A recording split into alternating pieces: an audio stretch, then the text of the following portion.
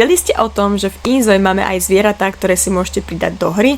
Máme tu na výber až 10 rôznych druhov zvierat a môžeme si vybrať 3 druhy, ktoré budú v našej hre. Tieto zvieratá však ale nebudú v našej aktívnej domácnosti, budú sa vyskytovať iba v parkoch a v okolí mesta. Napríklad keď si vyberiete psy a mačky alebo pandy, tak sa vám budú vyskytovať v parkoch a vy môžete mať potom s nimi interakcie. Ja vám teraz ukážem, ako si do hry pridať. Pokiaľ ste v hernom režime, stlačíte kláves M a ukáže sa vám takto správovanie mesta, vzhľad a tak ďalej. Dáte si vzhľad mesta a vyberiete si zvieratá. Potom sa vám dá tento panel a vy si môžete vybrať, aké chcete zvieratá. To znamená, že vyberiete si tam psov alebo pandy a takto sa vám budú vyskytovať v mestách. Máte tu na výber tiež jelene, mývaly, veveričky, líšky alebo krokodíly. A keď dám naspäť, tak už ich budem mať v hre.